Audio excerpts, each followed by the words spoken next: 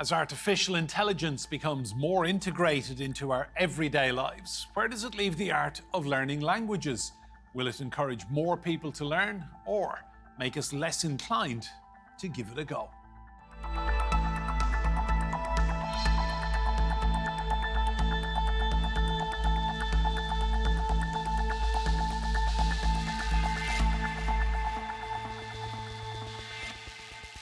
Hello and welcome to Roundtable. I'm Enda Brady. Now, AI has made it easier than ever to learn languages.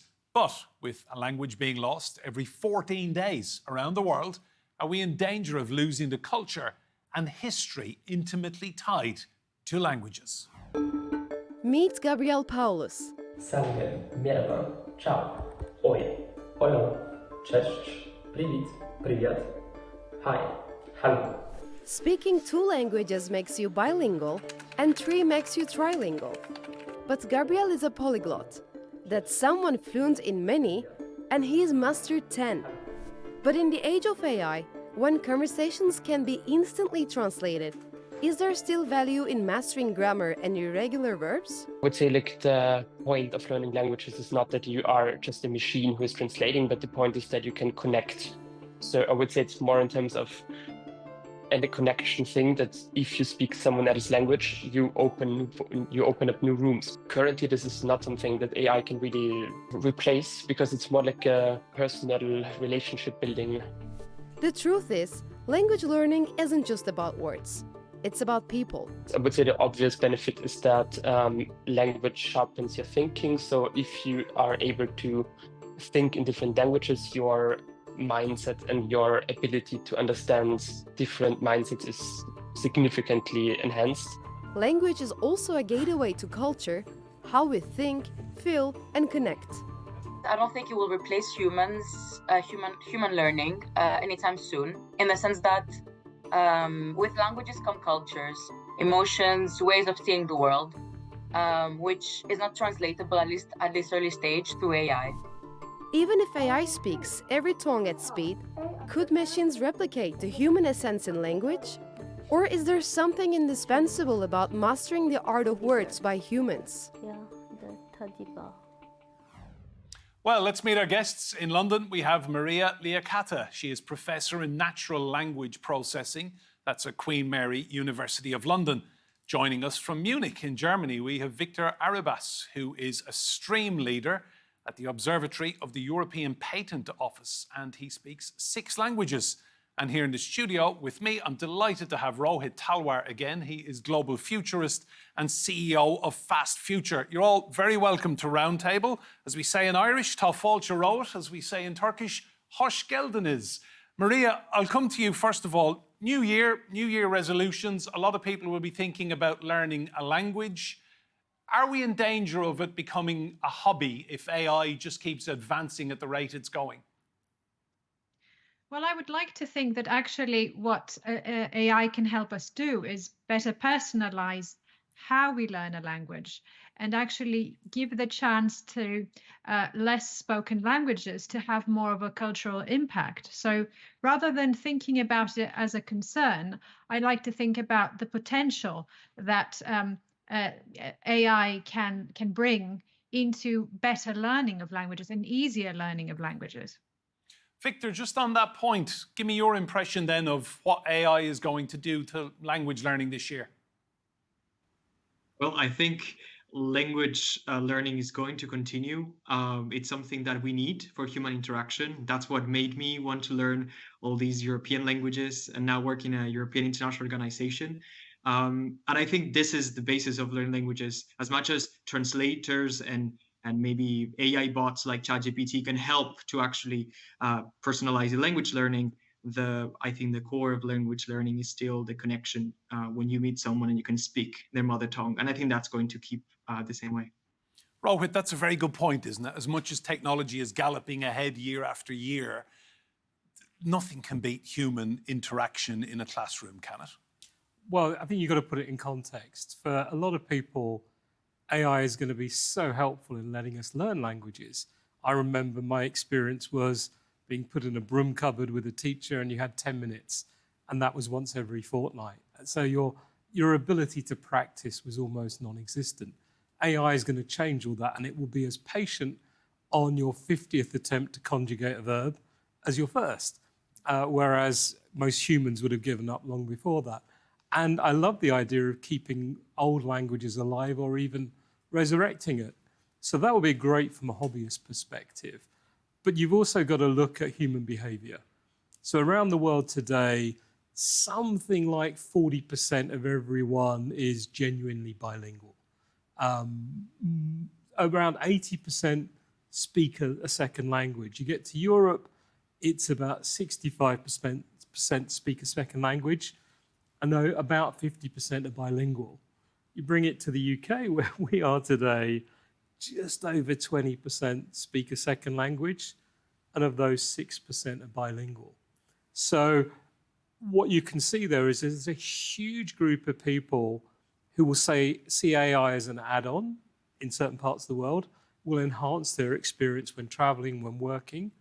If you're from somewhere like the US, the UK, or other places where they really are mainly monolingual, then you can just see it becomes a useful tool, a very useful tool to help you navigate the world.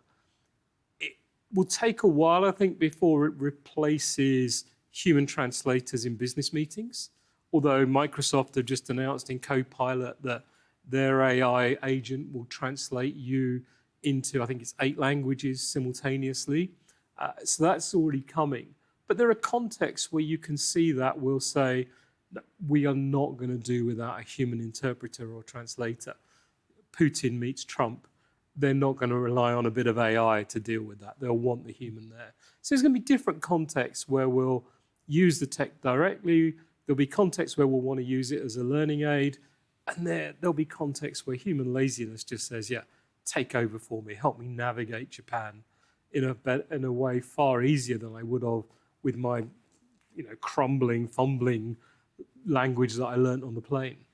Maria, just talk me through the classroom experience, how important it is to be surrounded by people all wanting the same thing as you, all wanting to learn and bouncing off each other and making mistakes together and having a really good dynamic teacher in the room. This is all very good, as long as you really get on well with the teacher, as long as you have enough numbers of people who want to learn the same, the same language. I would actually argue that for me, personalization in learning is really important, and it could be actually what deters some people from learning a language at this point, especially at an older age, where they might feel that learning the equivalent of a cat sat on a mat in different languages may not be very exciting. So while I think that for younger ages, being in a classroom and sort of having this sort of an interaction with the teacher is very important, I think for learning a language at an older age, personalization and working in your own time is probably going to be more successful. But yes, I mean, always being in an environment with others where you can bounce off ideas and feel you're part of a group is key. However, I do very much, I work in natural language processing and on the latest technology with large language models. So I also want to think of the benefits we can get in learning and personalization using this technology. Victor, you speak 6 languages. Just give us a few tips about how you manage to master not just 1, but 6 languages. Well, I think for all my work helps a lot. So as I said, I work at the European Patent Office, which is, an international organization of 39 member states. And I have colleagues from all over Europe, also from Turkey, actually, and from Portugal, from Spain, from the UK, from Italy. So just being able to speak my languages every day at work helps. But mostly, I would say, is just having friends in other languages. I think that's something that a machine cannot replicate. And as much as you were mentioning, a classroom helps, of course, to learn the basics. It's later on when you are faced in a situation like going to the groceries or going to the doctor or meeting with a friend in another language, that's when you really get to practice and you really get to engage and as be, I would say, multilingual, that's the space. So I would say machine kind of replicate that, and it's the daily those interactions that make it count. So Victor, you've been learning languages a long time now. Do you regret not having the power of AI then when you started out maybe 10, 15 years ago? What I have to say would have made things easier, but also maybe a bit more difficult, because when you're learning a language and you have no support but yourself, you have to learn these things yourself. You have no, you don't have, I mean, you have Google, I had Google Translate, of course, and that helped a lot. You have tools like DeepL, you have other tools that you can use. But when you are faced with, I have to know how to write with a pen, right? And I have to know how to write all these sentences myself. I don't have, an AI support, an AI bot that can help me phrase things better. Well, you're forced to do so.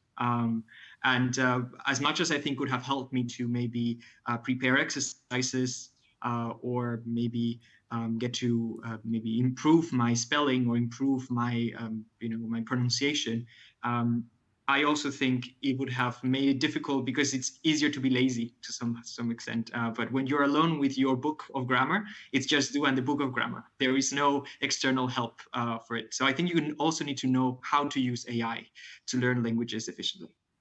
Rohit, I want to read a quote to you from the CEO of Babbel. So this is a company that claims to be the world's first language learning app. Arnie Shepker is his name, and he says, AI won't make language learning obsolete, but it will define it. It will redefine it. Absolutely, because I think one of the things that AI can bring is the application of different techniques of helping you learn. So whether it's with images, with video, different ways of trying to help you break down a sentence, trying different sentences till you get confident with them, maybe shorter sentences or simpler ones. It will be far more, if you like, flexible than any human can in the time that a teacher has available per pupil. And I don't think there are many people that have the kind of tenacity that Victor showed, where he kept going when he had issues that he would struggle with, and he ground through it. I think a lot of people would walk away, and as was already suggested, in a classroom setting, people can be very nervous to put their hands up if they don't think they're going to get it right. What AI will allow people to do is to develop their confidence because they're having a one-to-one interaction. It takes away the fear of making with the mistakes. robot, effectively, Exactly. not in front of people. And the robot can learn and adapt to your personality, can bring in humor when it needs to. So it can do all the things to build our confidence. And I think that can only be a good thing in terms of developing people's capacity to communicate. Again, as Victor said, when you're in a social setting, it's great if you can just converse without having to rely on the tech. But equally, if the tech is there listening and you're struggling to interpret what someone's just said, a quick whisper in your ear that says, this is what they mean, or you're struggling for the next thing to say, and it can suggest something to you, it can be a very handy sort of assistant in your pocket as well. So yes, I think it will change the way we communicate with each other. It will help those of us who are a bit lazy to get around and experience more of any destination we go to. But with others who genuinely want to learn the language, I think it can only make us more adept, more fluent, and more capable of holding real human conversations. Maria, just tell me, how much more prevalent is AI becoming then in the university scenario, teaching, the classrooms, lecture halls? It's the future, really, is it? Well, I think that we still need to keep some aspect of traditional teaching. So, for example, when it comes to programming, we still want to teach students to program in the same way that, we're still learning arithmetic, even though we've had calculators for decades. So it's about developing the thinking and the ability to evaluate content that we still need to keep within our education system. Whether this is university or school, right? So we need to keep the ability to critically think and perform some of the tasks that we need. So whether that's maths or writing code, or indeed also learning a language, right, and expressing ourselves in a language, because all of these are skills that we need to have to be able to perform our jobs and communicate with others. And AI can really help us be more efficient, but we really need to be able to judge whether what we get as content out of AI is actually what we want. Otherwise, we will get completely over-reliant and complacent. Victor, as we head into this new year, a lot of people will be thinking about maybe a night class to refresh an old language that they learned at school, perhaps, or to pick one completely different. They may have met a new partner from a new country and they want to learn that language. What tips would you give with your experience of learning 6 languages? What tips would you give to people just at the beginner's level starting out? How did you do it when you started out first? Well, I think the first thing is to know that learning a language is not just something you can, have a check and you can have this checklist. It's done, right? It's something that you keep on having to learn languages, even if you have got to a fluent level. So I think it's a compromise, and I think it means maybe adapting things in your entertainment. For example, I don't know, start reading books in other languages, and maybe getting to watch movies or series in the languages that you want to learn. I think when you try to, instead of creating a new task, of course, a class is important, but instead of just creating new tasks, you adapt the tasks that you do every day in the languages that you're trying to learn or that you're trying to practice. So instead of maybe reading a book from a British author, you decide to do a French novel instead, or a Brazilian author if you're learning Portuguese, for example. I don't know. So all of these, I think, are just easy ways to adapt your schedule into learning a new language or practicing one. And I think that it's important to say learning a language is not just going to class and then being there. It's actually working at home, maybe through AI, which could be, as we were talking, really, really good. And then trying to adapt your schedule and the things that you do to the languages you're learning. And I think of course, it's an action and you have to actively do it, but it's much easier, I would say, than adding new tasks and new exercises and just working a language through homework. So, Victor, which one was the easiest to learn? Well, I'm Spanish, so I would say it was Portuguese, which they're really close to each other, and right now I'm living in Germany, and I speak German every day, and it's something that it was supposed to be hard actually, but it's come across quite easily. I think German is one of these languages that when you learn the first bits, it starts getting quite easier. So I would say right now, to be honest, the German is the one that I'm keep on learning every day, even if I speak it, as I said, but it's easier to maintain because the words just it just makes sense, right? Many of these words are compound nouns, and it's easy to know what they mean. Thanks, Victor. Vielen Dank, as they say. Rohit, to you. You mentioned earlier on languages dying out. How important is AI then in preserving languages that are in danger of dying out and, the spoken word disappearing? But AI could feasibly keep stuff forever now.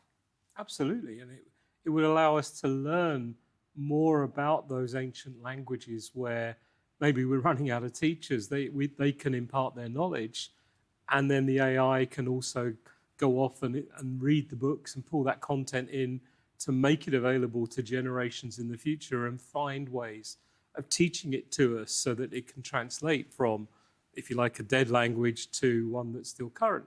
And hopefully AI could also get to the point where it's crafting stories, it's making small videos and things that help bring to life not just the language, but the context in which it was used, so the historical context, showing us life in those places.